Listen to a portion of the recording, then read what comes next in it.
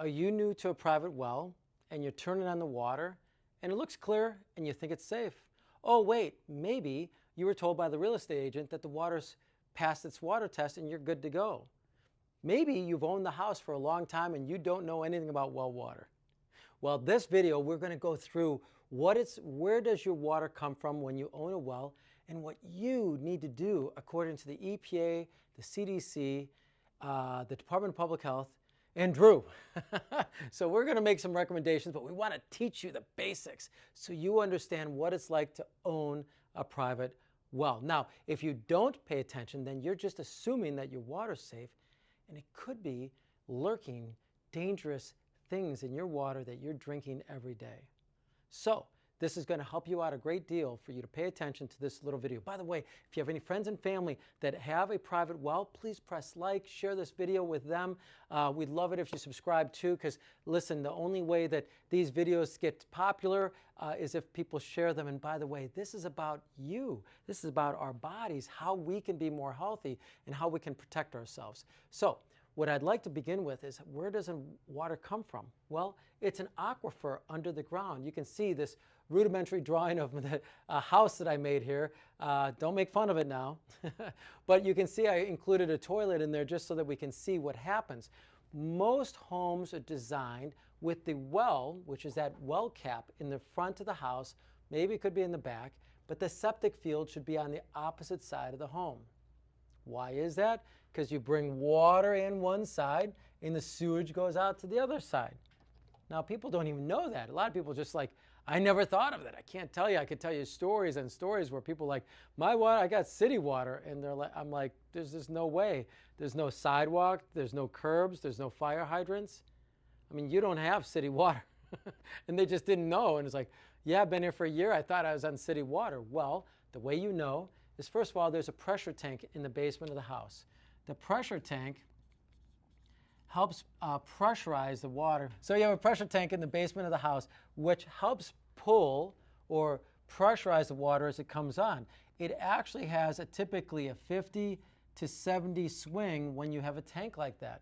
Some homes have constant flow water pressure systems. Now, there's very rare, but that is about maybe 3% of you out there might have a constant flow pressure system. So this one is that most homes have this pressure tank style, and 50-70 means 50, when the pressure drops to 50, the pump turns on. That's this well pump. Pushes the water into this tank. Half of this tank is air and half of it is water.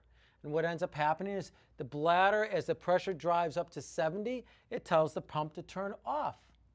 Thus, now you have a reserve of 10, 15, 20 gallons of water, whatever it is. And when you turn on a faucet, that bladder expands and pushes the water up the stairs. It could go to a faucet, shower, whatever it is, to the toilet. It doesn't really matter where it goes.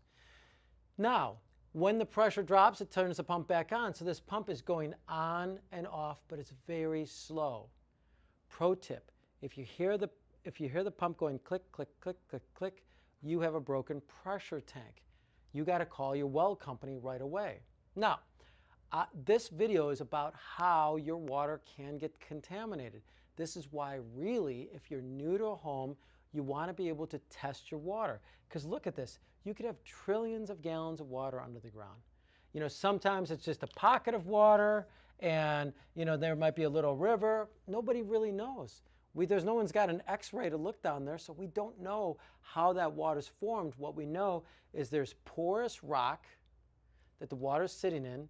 This is why everyone on a well, almost everyone, needs to have a water softener, because it's the rock that the water sits in.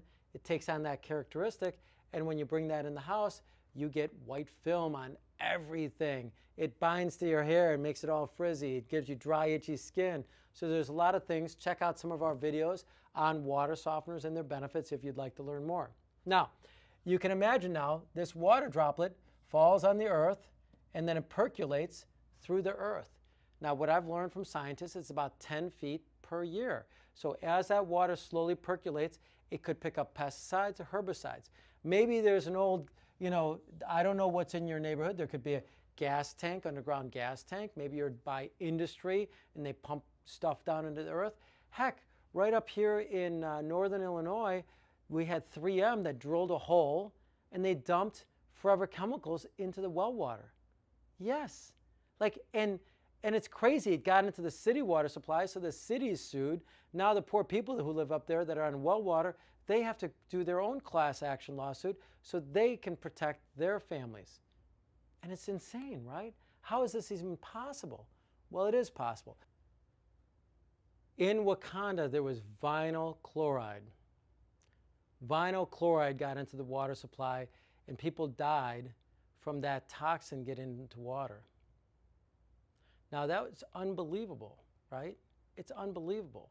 Quick side note, part of why I'm so passionate about water is that I grew up on Garland, or I had a house on Garland Avenue, and I had children at the time, and we were using our well water to make formula for our babies. Now, we didn't know that it was toxic till after we left, but thank God we had a reverse osmosis system that took that toxin out of the water.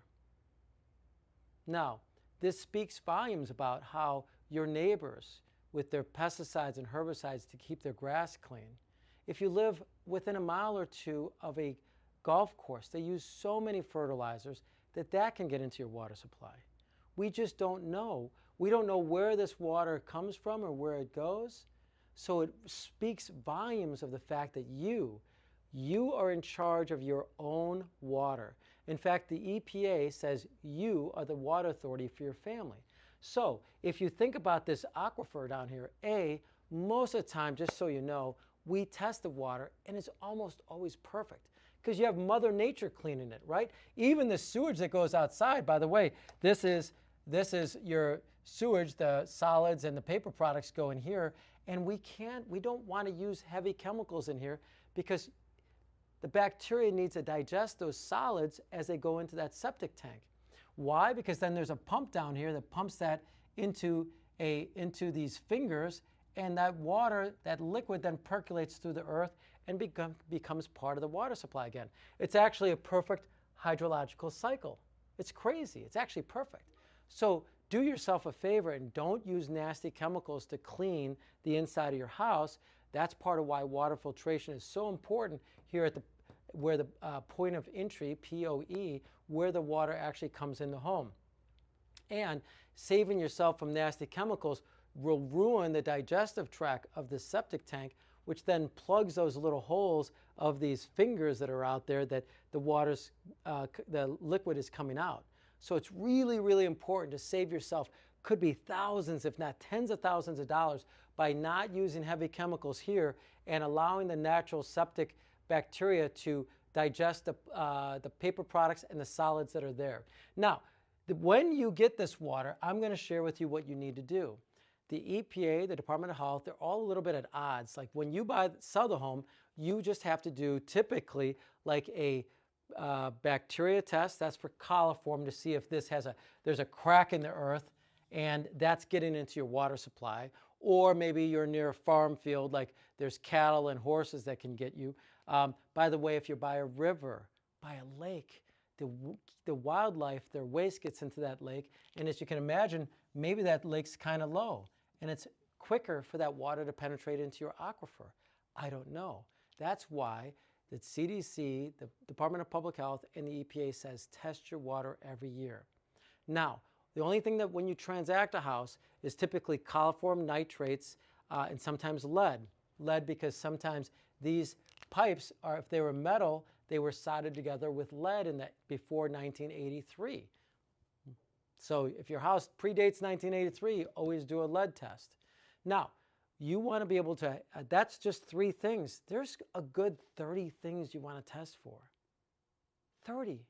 So the EPA says there's a great document. We're going to put a link down below. That's an EPA document that you're going to be able to access for free, and it's going to teach you what you need to do for water testing.